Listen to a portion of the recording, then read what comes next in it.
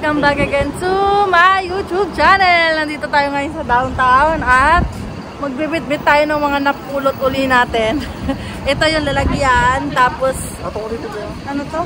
Magkakadumi, baka magkadumi. Tapos yung anong tawag dyan? Office chair, saka yung parang mas nakakayang ako magtutulak ng ng upuan. Bagong-bago pa yung lalagyan ng kortina. Dalawa yan. Tulong kayo sa kwarto. Mas maliit? Ito yung upuan. Magtutulak tayo hanggang sa sa station, guys. Para maluwag. Pwede naman to sa akin yung sa labas.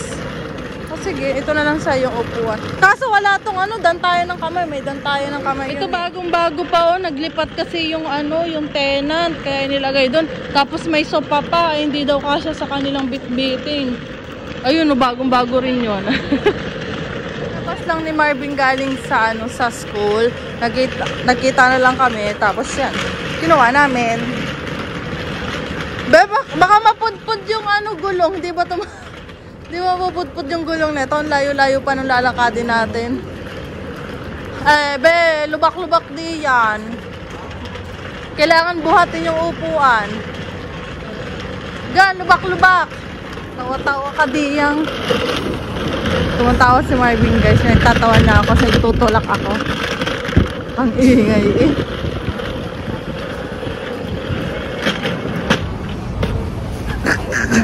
Tayo. Wait lang, be. Wait lang. Kukuha pa ako ng pantap ko. Wait lang. Uy, ano na? Doon tayo sa Pinch. Dito, Pinch. Pinch? Oo, upward tayo. Ayun nga, doon tayo sa elevator. Elevator na lang tayo. Nakatingin sa amin yung babae. May nakatingin sa atin. Nakatingin sila sa bit-bit natin. May mga gamit tayo, mga magaganda pa. Hindi na natin kailangan bumili ng bago. Kapag may makukuha naman tayo ng maganda pa. Ang ganda pa nga, mukhang bagong-bago. May sopa nga dun kaso yung sopa laki. Yung pang 2 tao lang yung sopa yung maliit. Pero syempre di ko kayang buhatin yung mag-isa, kaya di ko na kinuha. Ang ganda-ganda pa. Gagi. Kalag-lag. Dito mo kasi dapat sa likod, kasi sa likod may harang. Dali, be.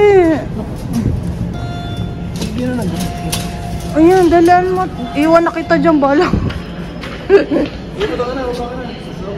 Dala na, halika na.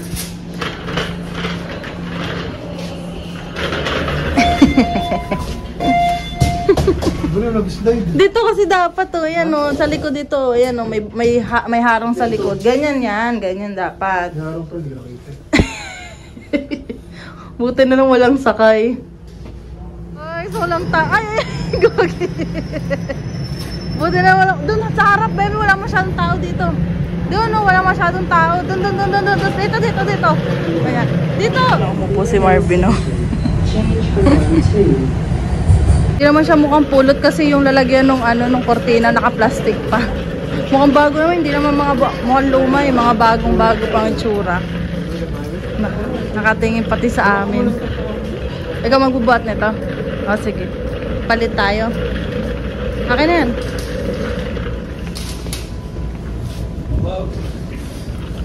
Una ka.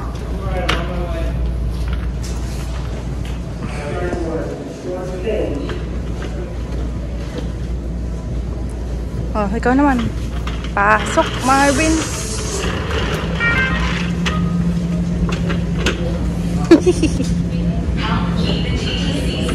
Baba na tayo, guys.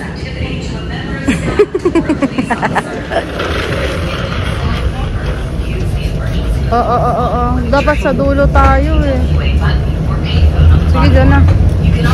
Lolo, bebe. Sarap sa siya. Dahil naubusan tayo ng upuan, guys. Ayan. Dito kami sa dulo. Ito ang inuupuan ko. Ayan naman si Marvin, guys. Oh. Ayan. May sa Warden, guys. Nagpalit kami ni Marvin kasi bababa siyang magbibit-bit nung upuan. Try ko. La la la la la. Uwi na.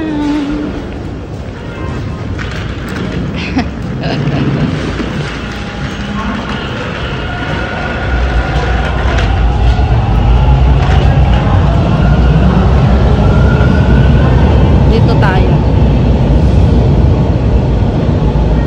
Good. Tagalin mo na yung basket pa? Ha? Tagalin mo na yung basket? Buhat yun. Kakaalis lang yung bus. Alam nga, ang tagal pa. Babayer. Doon tayo sa may upuan.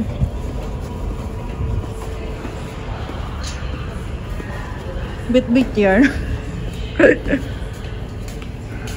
May upuan yun. Diba? Yan ay upuan, yung lagayan ng ano. Lagyan ni bag. Marvin yung bag.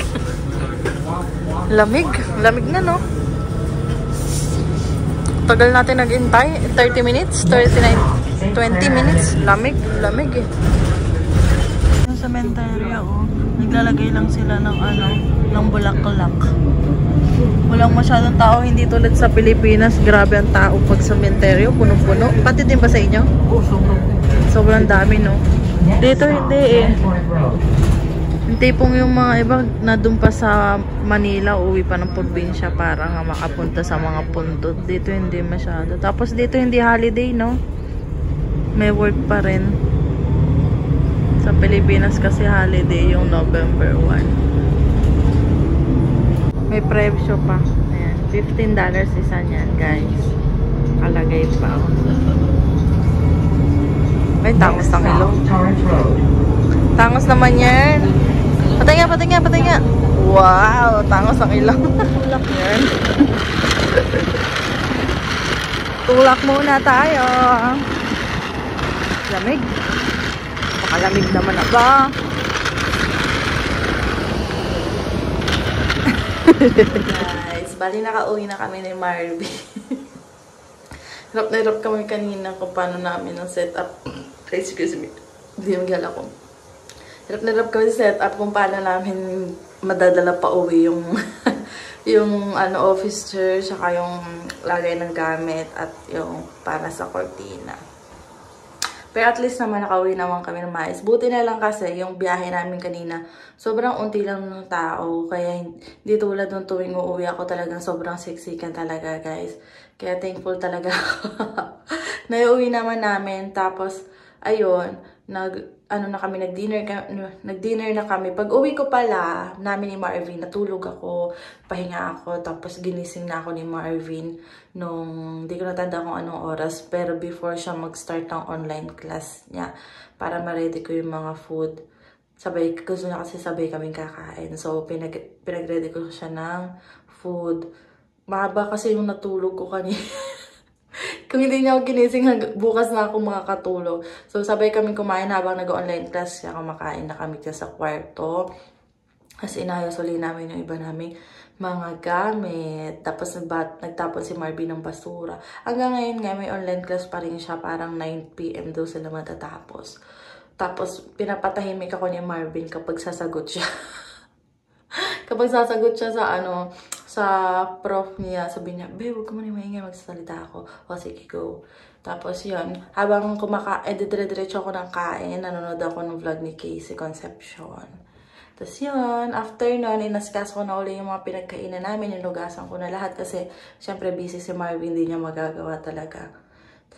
Ako naman, ayusin ko na yung mga gamit namin. So, lumuwag-luwag na rin naman yung kwarto namin. Sa awa ng Diyos, medyo lumuwag na talaga. Maliwalas na yung kwarto namin, hindi na siya magulong tingnan. Papakita ko na sa inyo sa susunod kapag sobrang ano na talaga. Tapos, ayun guys, sobrang unti ng tao talaga kanina na nabago ako, November 1. Diba yun sa Pilipinas, grabe yung taong dagsa kapag November 1 talaga nag-uuwian. Dito, hindi. Wala kang makikita, parang nagdadala lang sila ng ng mga bulaklak. Kasi kanina, 'di ba, nagpakita ako ng dun sa parang sementeryo. Hindi dito uso yung mga sementeryo tulad sa Pilipinas, yung parang yung pataas. Yung taas-taas, diba? Ganun kasi sa amin. Ewan ko lang sa ibang lugar. Di ko pa kasi tingnan yung ibang lugar ng sementeryo. Pero pag nakikita ko naman sa TV, sa mga balita, yung mga sementeryo din, pag yung mga public, talaga yung parang pataas siya na basta ganun. Tapos kapag pangmayaman yung katulad dito sa Canada, na nasa talaga, nasa lupa talaga siya. Yan, ganun. Parang yan. Tulad nun sa mga iba kong kamag-anak, naka-private kasi yung kanila kung saan sila mga living. Kami naman hindi naka-public naman yun sa amin. Doon lang. Malapit lang pati sa bahay namin yung sementeryo. So, nagdala sila mama ng bulaklak. Bala ko sana magpadala. Kaso yun, pagod na pagod nga ako nung pag-uwi. Hindi na ako baka kasi ubos na rin yung mga bulaklak. Pag-gising ko na lang nag-send si mama na galing nga sila doon. Pinicture ni mama si papa, nandun, nagano sila ng kandila. So, ayun lang sa araw na to. Yung, may naman, yung mesa na nakuha namin dyan sa kapitbahay, tapos yung isang upuan, dito na namin sa sala nilagay. Kasi, dyan ako tatambay once na naging medyo lumuwag na yung schedule ko. Kasi minsan diba si Marvin nasa kwarto online class, bawal yung may tao doon, lalo na pag exam siya. So doon ako tatambay kasi pag sa sopa ako, nakakatulog ako. Nakakatulog ako, tapos pwede kong gamitin yung isang laptop or yung iPad para nag-edit ako ng mag-vlog. Nag-aaral na kasi ako kaya medyo, kaso nahirapan pa ako syempre. Sobrang dami kong ginagawa, sobrang trabaho. Pag uwi, ready lang ng food. Tapos pagkatapos nang gagayak na naman ako, tapos tulog na naman kami. Tapos gising na naman, trabaho na naman, diba? Pero at least, nakaraos na naman kami ni Marvin sa tuition fee niya. Wala na kami masakit na iisipin. Next year talaga, yun na. Makaluwag-luwag na kami ni Marvin. Pray lang para mas pa si Marvin kanina, sabi niya. Sana maganda na yung trabaho ko next year para mag-baby na tayo. So, ayun lang guys, nagpapaalam na ako. Ay nga pala, talaga nag-enjoy talaga kami talaga nung kahapon na Halloween, yung umiikot. Tuwan-tuwa talaga ako pag nakikita ko yung mga bata. Parang yung ko, syempre hindi ko na-experience yun. Pero kahit pa paano ngayon, di ba na-experience namin ni Marvin, both kami. Si Marvin, natuwa ako, naging okay naman yung yung makeup ko sa kanya, nakakatakot naman. Tapos naka-jacket siya. So yung hoodie niya, nag-umbok sa likod na parang may bukol, parang may kuba. So bumagay talaga sa kanya. Kaya tinatanong ko ni Michaela kung daw yung kay Marvin na costume. Hindi ko alam kung ano sasabihin ko. Sabi ko na lang, I don't know. Kasi, biglaan na kasi, hindi ko na alam kung anong gagawin ko. So, nagmamadali na kami nun. Kung ano-ano nang pinaglalagay ko sa mukha ni Marvin. Tapos, buti na lang may cream kami na red. Ginawa ko, ginanyong-ganong ko na sa damit niya. So, parang siyang blood talaga. Ang galing. So, ayun lang guys. Ay, may ganap pala na Pasko sa Toronto, dito sa Scarborough, sa Friday siya sa Sabado. Friday. Ay, may plasok si Marvin. Pero naman siya, 4 hanggang 11 PM guys. Tapos si Marvin naman, yung tapos ng klase niya is 5:30 ata. Makakapunta kami, dito lang naman sa Scarborough. Punta kami doon. Kita-kita tayo. Pag hindi sa Friday, so baka Sabado. Kasi may trabaho din kasi akong Sabado. Tapos si Marvin, 5 ng labas ni Marvin. Gagaling pa siya sa North York. Yung biyahe niya, 1.5 hour pa. Ang tagal pa. Minsan diba, dating na siya, 7 na dito sa bahay. So baka Friday kami pumunta. Papasyal-pasyal. Habang hindi pa nag-i-snow, diba? Konting araw na lang mag-snow na, kaya talagang naglalabasan na kami ni Marvin ng mga winter jacket. Kanina nga si Marvin, nag-message sa akin bago ako lumabas. Sabi niya, mag-winter jacket ka kasi kumakagat na daw yung lamig. Ang lamig nga kanina, sabi pa ni Marvin, hindi daw ako nag-hood sa loob. Lang ako, parang t-shirt, tas naka-winter jacket. Tas sabi niya, siya nga daw nilalamig na ako daw, nakaganyong panipis-nipis ng suot ko. Sabi ko, okay pa naman ako, Kaso, naramdaman ko yung lamig nung nag-iintay na kami ng bus. 20 minutes kami nag-iintay doon ng bus. Sobrang lamig na, talagang lamig na ako yung kamay ko. Tas naglalakad na kami pupunta dito sa bahay. Bakal nga yung parang cabinet na maliit. bakal nga ba? Ano, parang stainless, ganun. Ang lamig niya! Alam niyo, ginanong ko na lang yung kamay ko, parang nakaganyan ako, bit-bit ko. Tapos sabi, tawang-tawang si Marvin, ba't doon nakaganyan? Sabi ko, ang lamig, hindi ko kaya ang lamig. Ayaw kong magtulak ng upuan kasi ang bigat, minsan may lubak-lubak ang mag-ano pa ako, sa kaya siya nang nagbit-bit. Kaya ayun. So at least nakauwi naman kami ng ligtas. Yun lang mahalaga, nakakauwi kami ng ligtas everyday. So, ayun na guys, magpapaalam na ako. Huwag niyong kalimutang mag-like and subscribe sa YouTube channel ko. Maraming salamat po. Bye!